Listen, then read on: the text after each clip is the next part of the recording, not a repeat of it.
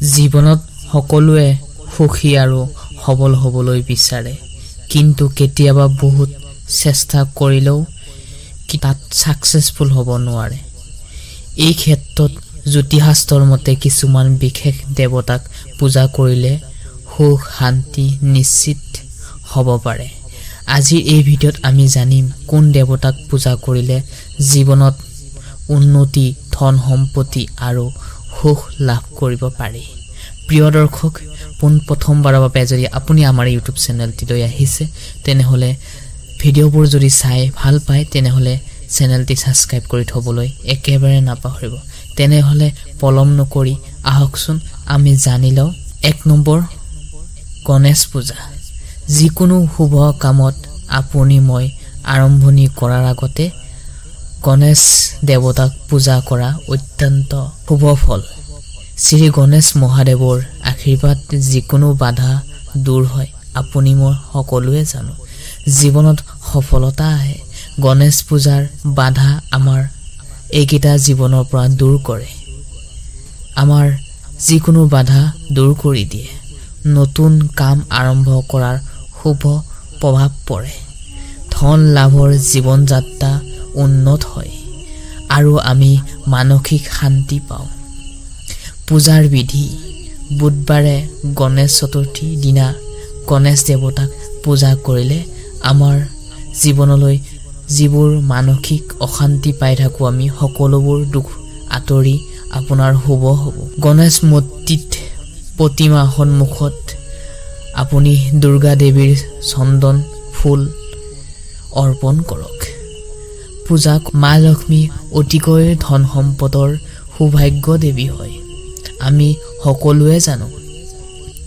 প্ৰিয় দৰ্শক, তেওঁ আমাক আশীৰ্বাদ জীৱনলৈ কেতিয়াও টকা পইচাৰ অভাৱ নহয়। যদি আমি মা লক্ষ্মীৰ চৰণত তেওঁ পূজা বৃদ্ধি কৰোঁ, শুক্ৰবাৰে মা লক্ষ্মীৰ পূজা কৰোঁ, তেনেহলে এই পূজাৰ সময়ত ধূপ ভাত অগণ্য দিন আৰু আমি বহুতো কাম কাজ কৰোঁ, তেনেহলে মা লক্ষ্মীৰ কৃপা থাকে তেওঁলোকৰ ওপৰত। লক্ষ্মী মন্ত্ৰ জপ কৰক। হনুমান দেৱতাক পূজা কৰিলে কি ভাল হয়, কি হয় আমি জানো আহকচোন। শক্তি, সাহস, আত্মবিশ্বাস বাবে হনুমান দেৱতাক পূজা খুবেই গুৰুত্বপূৰ্ণ আছে। প্ৰিয় দৰ্শক, আমি আমাৰ মনটো কেতিয়াবা নিগেটিভ আৰু পজিটিভ হৈ থাকে। ভাল বেয়া চিন্তাবোৰ মনলৈ আহি থাকে। তাৰ মাজত আমাৰ কৰ্মৰ ফলত আমাৰ দুখ সুখবোৰ চলি থাকে। সেয়েহে আমাৰ যেতিয়া মনবোৰ দুৰ্বল হয়, যদি আপুনি হনুমান চালিচা পাঠ কৰে তেনেহলে আপোনাৰ মনটো শক্তিশালী হোৱাৰ লগতে আপোনাৰ আত্মবিশ্বাসো বৃদ্ধি হ'ব। মই পাইছো। সেয়েহে আপুনি যদি হনুমান চালিচা মঙ্গলবাৰে, বিশেষকৈ এই অসমীয়া নৱবৰ্ষৰ প্ৰথম দিনটোৱে পৰিছে মঙ্গলবাৰ, এই মঙ্গলবাৰ দিনটোতে যদি আপুনি হনুমান চালিচা পাঠ কৰে আৰু উপাস থাকে, ব্ৰত পালন কৰে তেনেহলে আপোনাৰ জীৱনলৈ সুখ শান্তিৰে ভৰপূৰ হৈ পৰিব। বিশেষকৈ মীন ৰাশিৰ জাতক জাতিকাসকলৰ বাবে তেওঁলোকৰ ঘৰুৱা অশান্তিৰ শান্তিৰ পৰিৱেশ পৰিব। মঙ্গলবাৰে হনুমান দেৱতাক পূজা কৰক। ৰঙা ফুল অতিকৈ প্ৰিয় হয়। হনুমান চালিচা পাঠ কৰক, মন্ত্ৰ জপ কৰক। এবাৰ আহিছো আমি শনিদেৱৰ পূজা। কঠোৰ পৰিশ্ৰম আৰু ভাগ্যৰ উন্নতিৰ বাবে শনি দেৱতাক পূজা খুবেই কাৰ্যকৰী হয়। পূজাৰ বিধি। শনি দেৱতাক পূজা কৰক। বিশেষকৈ শনিবাৰে শনি দেৱতাক পূজা কৰক। শনিৰ মন্ত্ৰ জপ কৰক। প্ৰিয় দৰ্শক, শনি দেৱক হিন্দু ধৰ্মৰ অন্যতম গুৰুত্বপূৰ্ণ গ্ৰহ দেৱতা বুলি জনা যায়।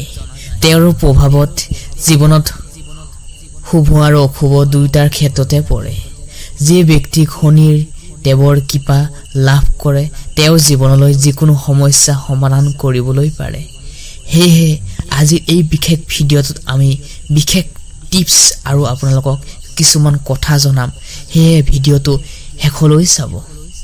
আপোনাৰ অলপমান সময় উলিয়াই আমাৰ ভিডিঅ' চাবলৈ অহাৰ বাবে আপোনাক আমাৰ ইউটিউব চেনেল চেনেলটিৰ পৰা ধন্যবাদ জনাইছো শনিদেৱ কোন হয় শনিদেৱ হৈছে সূৰ্য দেৱতাৰ ছয়া দেৱীৰ পুত্ৰ তেওঁৰ প্ৰভাৱ জীৱনত কঠোৰ পৰিশ্ৰম ন্যায় শান্তি আৰু ভাগ্যৰ ওপৰত পৰে তেওঁ সুখ কৰ্মৰ ফল দিয়ে আৰু দুষ্ট কৰ্মৰ কঠোৰ শাস্তি দিয়ে শনিদেৱৰ ধৈৰ্য ধৰি ৰাখি তেওঁক যদি পূজা পাতল কৰা হয় তেওঁৰ নিয়মক যদি সন্তুষ্ট কৰা হয় তেওঁক তেনেহলে আপোনাৰ ওপৰত শনিদেৱ অত্যন্ত সন্তুষ্ট হ'ব হেহে এইবাৰ মীন ৰাশি লৈ শনিদেৱ থাকিব হে তেওঁলোকে যদি ধৈৰ্য ৰাখি কৰ্ম কৰিবলৈ চেষ্টা কৰে আগবাঢ়ি যায় তেনেহলে নিশ্চয় সফল হ'বলৈ পাৰিব বিশেষকৈ মীন ৰাশিত প্ৰৱেশ থাকিব শনিদেৱত শুভ আৰু অশুভৰ প্ৰভাৱ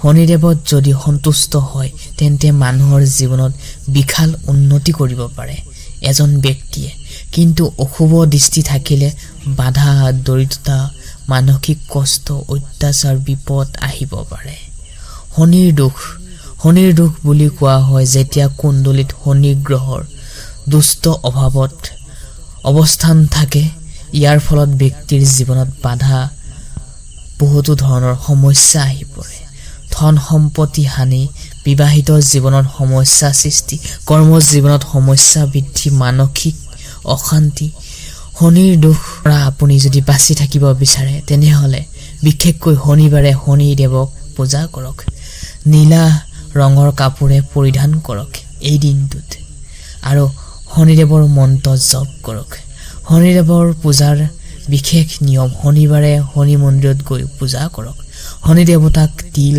তেল ফুল দান কৰক আৰু প্ৰদীপ জ্বলাওক শনিদেৱৰ কৃপা লাভৰ সহজ উপায় শনিদেৱৰ নাম লৈ সোমবাৰে উপবাস কৰিলে আপোনালোকৰ দুখ কষ্টবোৰ সকলোবোৰ আঁতৰি যাব শনিদেৱৰ পূজা কৰিলে জীৱনত কঠোৰ পৰিশ্ৰম ফল লাভ হয় জীৱনত শান্ত আহে লগতে সকলোবোৰ মানসিক দুখবোৰ আঁতৰি আপুনি শক্তিশালী হৈ উঠিব এবাৰ আমি জানি লওঁ শিৱ দেৱতাক পূজা কৰিলে কি কি ফল পায় শিৱ দেৱতাক পূজা কৰিলে জীৱনত সকলো সমস্যা সমাধান হয় পূজাৰ বিধি সোমবাৰে শিৱ পূজা কৰক শিৱলিংগত জল আৰু বেলপাত ধূপ জ্বলাওক মন্ত্ৰ জপ কৰক ওম নমঃ শিৱায় এই দেৱতাসকলক পূজা কৰিলে জীৱনত সফলতা সুখ শান্তি ধন সম্পত্তি ভাগ্য উন্নতি আৰু আত্মবিশ্বাস বৃদ্ধি পায়